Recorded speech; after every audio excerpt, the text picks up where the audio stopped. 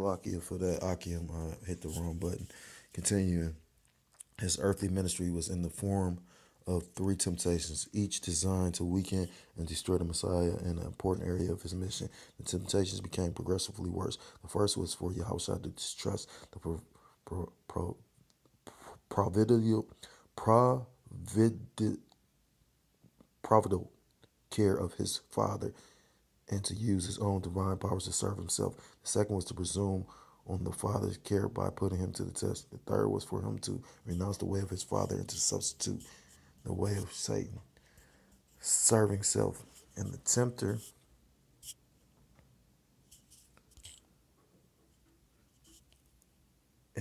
came to him. He said, "If thou be the Son of Yahweh, command that these stones be made bread."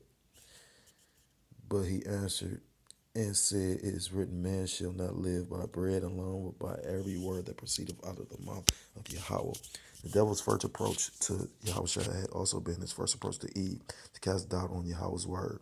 He asked Eve, "Indeed, has Yahweh said, you shall not eat from any tree of the garden?" Genesis 3:1, causing her to question Yahweh's command. His first word to Yahushua was, "If you are the son of Yahweh." The Greek conditional phrase assumes that Yahushua is indeed the divine Son whom the Father had just proclaimed him to be at his baptism. Matthew 3:17, which I didn't read that. Um, it was something that they had in this, and I didn't want to read it. Well, maybe I should have. I should read the whole thing because, it does have a structure to it. Because I did just skip from, like once he was baptized, that's when he did go to the wilderness and get tested. You know what I mean? You know, before he gave the direct temptation, Satan gave this one simple. Salakia. Shantan gave this one simply to set up the rest. Shantan was hoping to persuade Yahushua to demonstrate his power to verify that it was real. That would mean violating Yahweh's plan that he set that power aside in humiliation and use it only when the Father willed. Shantan wanted Yahushua to disobey Yahweh, affirming his only with the Father will. Affirming his only with the Father will.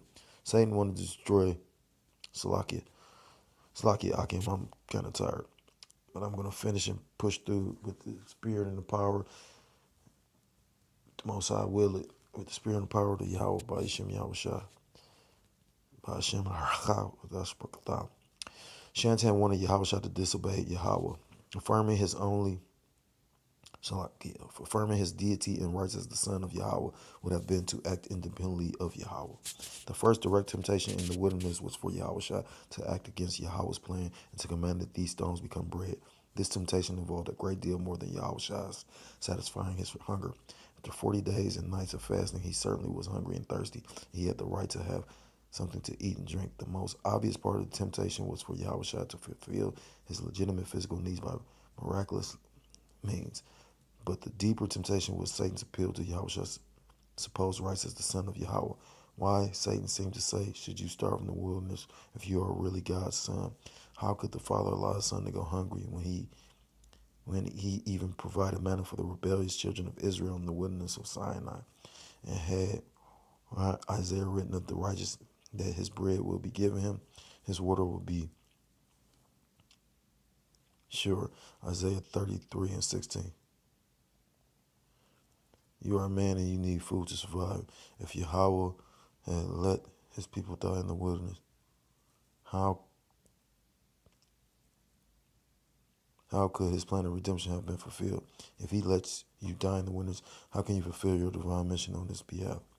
The purpose the purpose of the temptation was not simply for Yahushua to satisfy his physical hunger, but to suggest that his being hungry was incompatible with his being the son of Yahweh.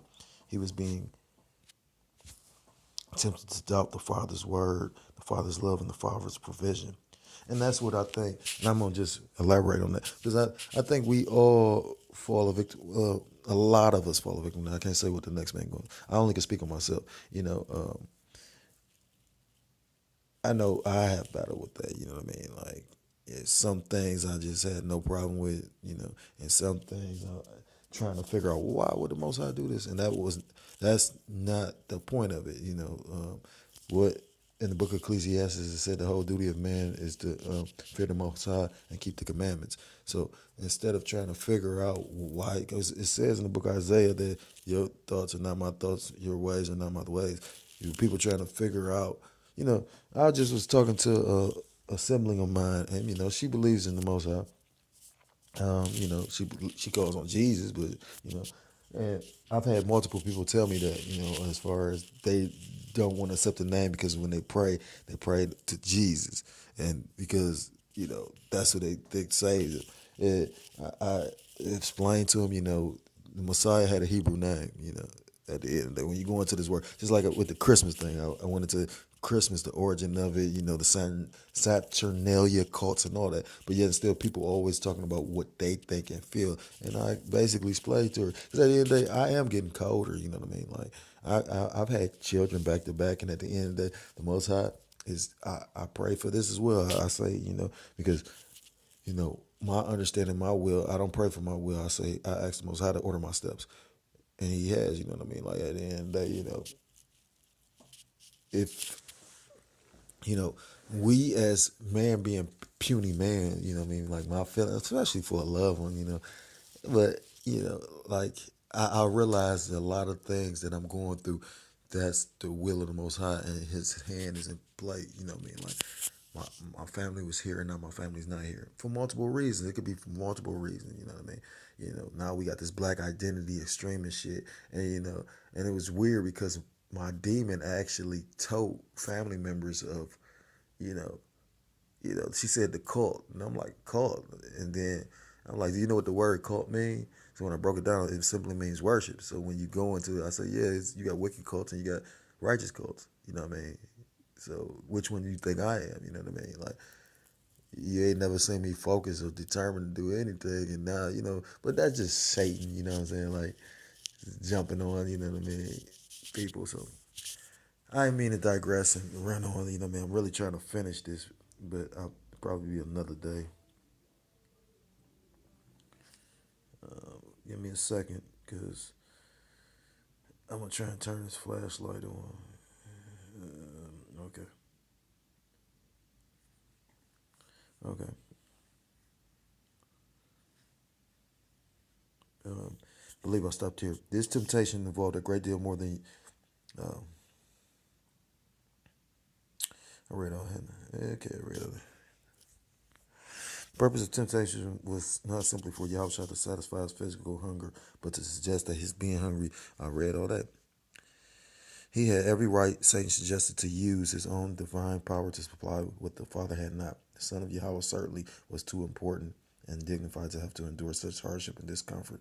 He had been born in a stable, had to flee to Egypt for his life, spent 30 years in an obscure family in an obscure village in Galilee, and 40 days and nights unattended, unrecognized, and unpitied in the wilderness.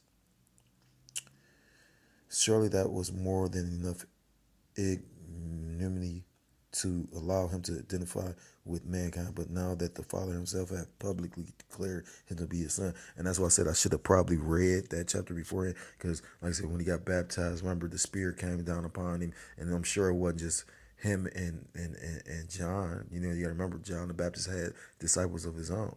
It said in this actual book that you had the Pharisees that would come and was actually trying to get baptized for whatever reason, but it was more people around.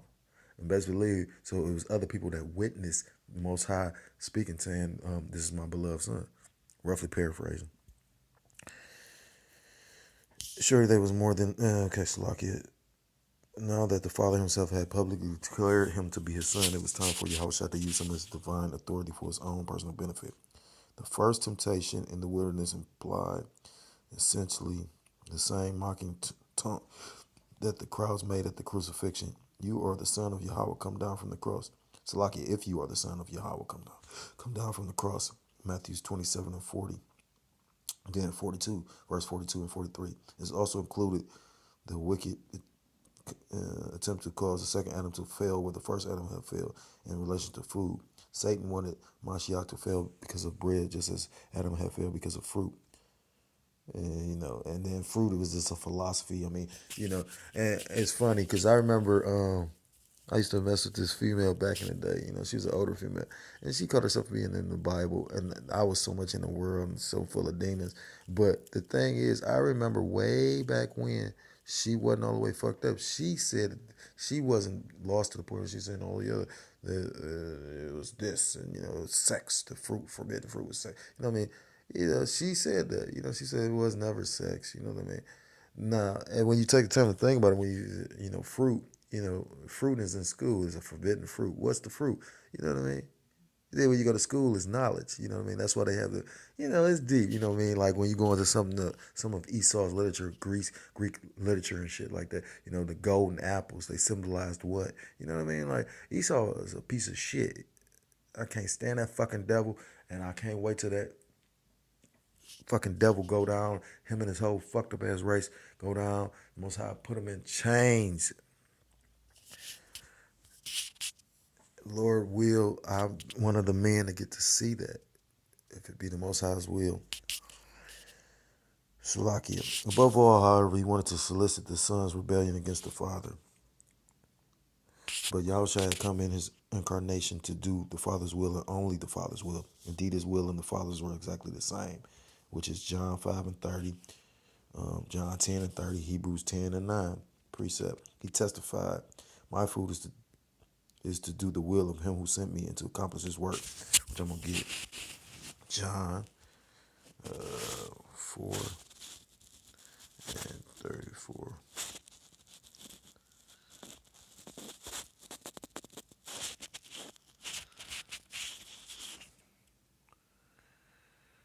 Yahushua saith unto them, my meat is to do the will of him that sent me and to finish his work.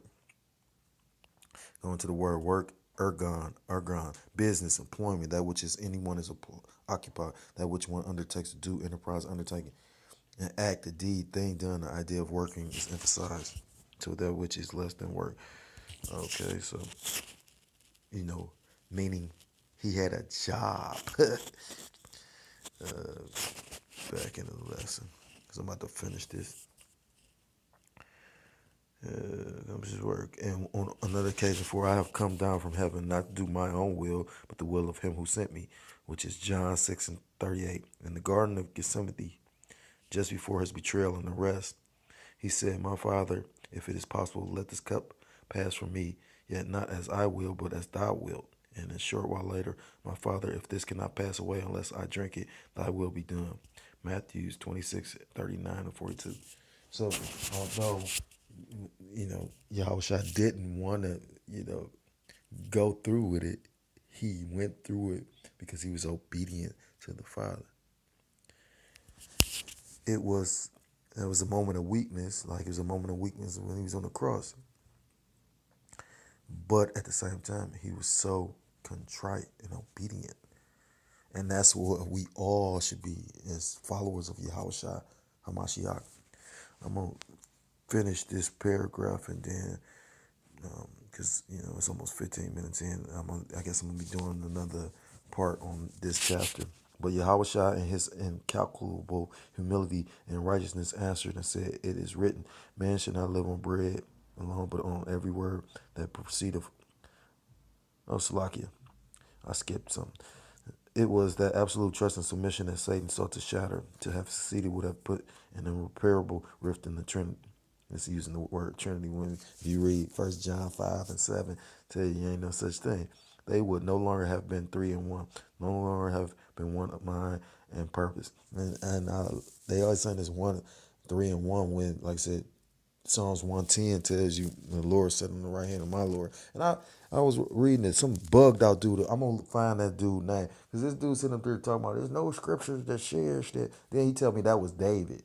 It's a psalm of David, but I mean, some people are bugged out for it. No longer have Salakia, because I don't want to confuse anybody. They would no longer have been three in one, which we know is bogus.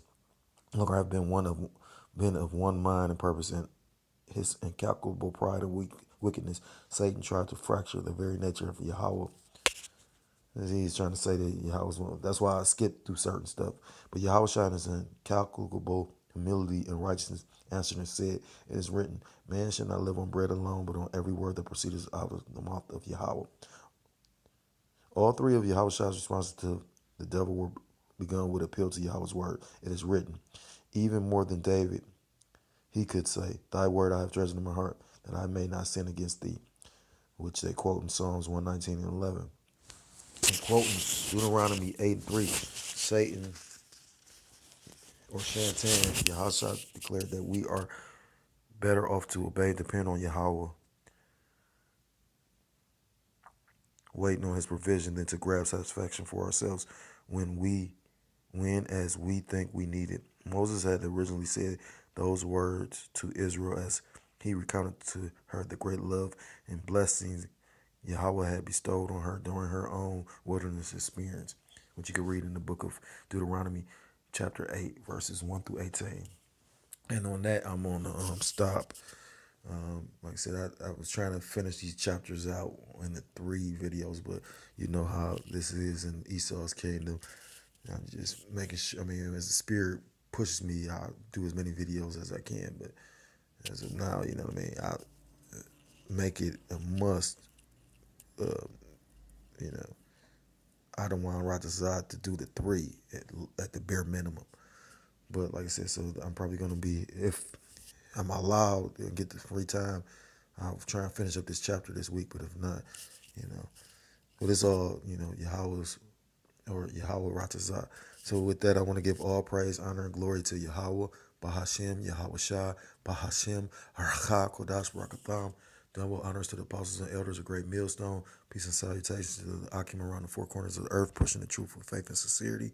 And until next time, Adawan Ratazah, I come at you with another lesson. And shalom, shalom, and a ball.